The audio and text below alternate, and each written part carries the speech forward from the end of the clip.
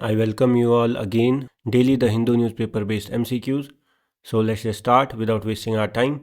First question for today is NatGrid and NPR. So let's just first understand what NatGrid is. है ना?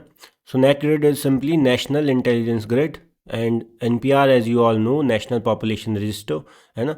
NPR NRC आपको पता ही होगा है ना. तो अगर मैं बात करूं यहाँ पे कि NatGrid जो है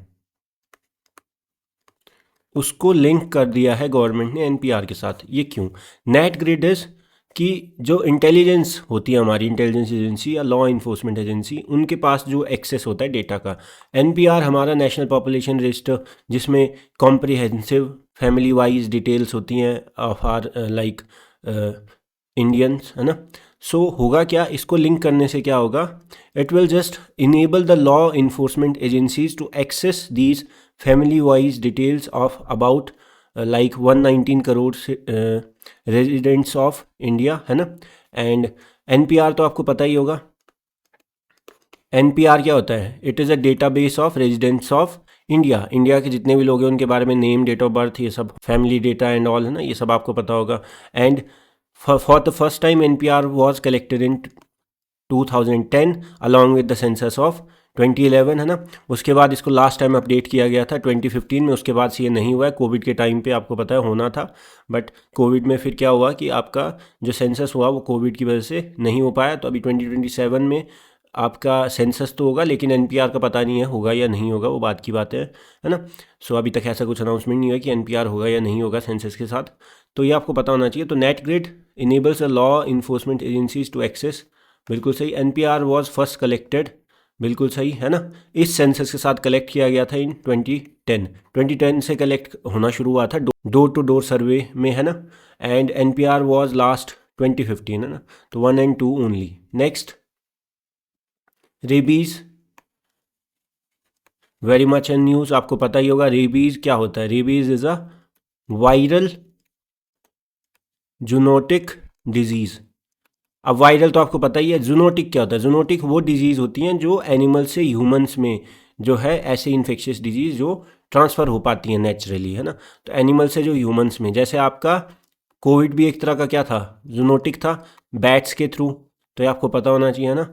तो rabies is a viral zoonotic disease and एक बार जब इसके सिम्टम्स आ जाते हैं किसी इंसान में तो इसका जो फेटलिटी रेट होता है दैट इज़ 100% है ना. बचने के चांसेस नहीं होते. तो यही होता है कि आप वैक्सीनेशन करवाएं जो भी स्ट्रे एनिमल्स होते हैं उनकी. और अगर आपके साथ ऐसा कोई इंसिडेंट होता है जहाँ पे स्ट्रे एनिमल बाइट या ऑल, तो जितना जल्दी हो सके उस चीज़ को लेके आप वैक्सीन लगवा सकते हैं ना. तो ये आपको पता होना चाहिए. अच्छा, ये वायरस जो है रेबीज़ का वायरस, इसकी खास बात क्या है, ब्लड स्ट्रीम के थ्रू नहीं ट्रैवल करता है ह्यूमन बॉडी में. मतलब कि पूरी ह्यूमन बॉडी में जब ये ट्रैवल करता है, मूव करता है, तो ये ब्लड के थ्रू नहीं जाता. ये जाता है आपका पेरीफेरल नर्वस सिस्टम के थ्रू. अब देखो, नर्वस सिस्टम तो आपको पता ही होगा. ह्यूमन नर्वस सिस्टम दो पार्ट्स में होता है. एक होता है सेंट्रल नर्वस सिस्टम, एक होता है पेरीफेरल. सेंट्रल मतलब कि जो ब्रेन और स्पाइन वाला एरिया जो मेन है ना, ये ब्रेन मान लो अगर, तो ये स्पाइन वाला एरिया, इसमें जो सारी नर्व्स होती है. तो यहाँ से जो बाकी नर्व्स पूरी बॉडी में जाती है वो होती है पेरीफेरल है ना.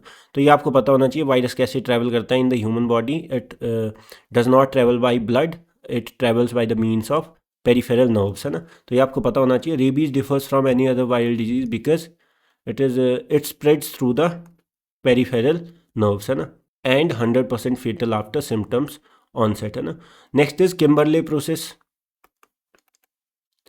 अब किम्बरले प्रोसेस क्या है? Simply this somehow tries to prevent the trade off, सुना होगा आपने ये term, blood diamonds. Blood diamonds क्या होते हैं? ऐसे डायमंड्स जिनकी, मतलब ऐसे सोचो कि जिनकी ट्रेडिंग और ये सब के लिए आपको क्या होता है कि फंडिंग होती है फॉर द कन्फ्लिक्ट्स है ना. ब्लड डायमंड्स मतलब जिनकी वजह से जो भी, मतलब आपका एक तरह से जो ऑर्गेनाइज्ड आर्म्ड कन्फ्लिक्ट्स हों है ना, जिनको अगर मैं ट्रेड की बात करता हूँ तो ये सारी चीज़ें आपको अफ्रीकन नेशंस में दिखती हैं ना. तो किम्बरले प्रोसेस क्या करता है, is aimed at preventing trade in the conflict diamonds या ब्लड डायमंड्स. ब्लड क्यों? क्योंकि इनकी ट्रेड और अगर मैं बात करूँ इनकी जो फंडिंग या ये सब चीज़ें, तो वो रिलेटेड हैं टू द ब्लड शेड है ना. ये आपको पता होना चाहिए. नेक्स्ट, पीएम मित्रा पार्क्स. ये आपको पता ही होगा 2021 स्कीम. पीएम मित्रा पार्क्स क्या है? यहाँ पे to create national integrated textile chains from like farm like cotton से लेके फाइबर से लेके आपका फाइनल फिनिशिंग तक फैक्ट्री तक, है ना। तो यहाँ पे क्या होता है, मेगा पार्क की तरह कुछ होगा, है ना। और इसका आपका अगर मैं बात करूँ तो आपकी फुल फॉर्म भी आपको पता होनी चाहिए, mega integrated textile region and apparel park, है ना। तो mega integrated textile region and apparel park, है ना, पीएम मित्र पार्क। तो ये क्यों है, develop the integrated textile value chains from farm to factory, है ना। Next is Rashtriya Prerna Sthal. तो it is a memorial, lotus shaped memorial, है ना। यहाँ पे 3 ब्रॉन्ज स्टैच्यूज हैं of Atal Bihari Vajpayee our honourable former prime minister, फिर आपके दीनदयाल उपाध्याय जी और श्यामा प्रसाद मुखर्जी जी। भारतीय जनसंघ के बारे में जब आप पढ़ते होंगे तो आपको पता होंगे इन लोगों के नाम, है ना। एंड अगर मैं बात करूँ तो ये lotus memorial, lotus shaped memorial is built on a land that is said to be earlier had like over 30 garbage dumps।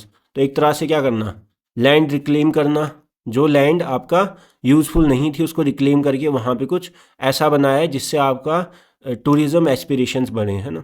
और ये आपको पता होना चाहिए, ये कहाँ पे, लखनऊ में, on the banks of which river, Lucknow Gomti river, है ना। तो ये आपको पता होना चाहिए। तो it is a lotus shaped memorial located, बिल्कुल सही। इट कमेमोरेट्स, बिल्कुल सही, तीनों सही। इट वॉज बिल्ट, बिल्कुल सही। तो तीनों ही सही है ऑप्शन, है ना। तो ये आपको पता होना चाहिए। So that's all for the day. I hope you like the video. If you like the video, do like it, comment on it, share it and subscribe to the channel. It will just keep me motivated to make these videos for you guys on a daily basis. And I will see you all in the next lecture.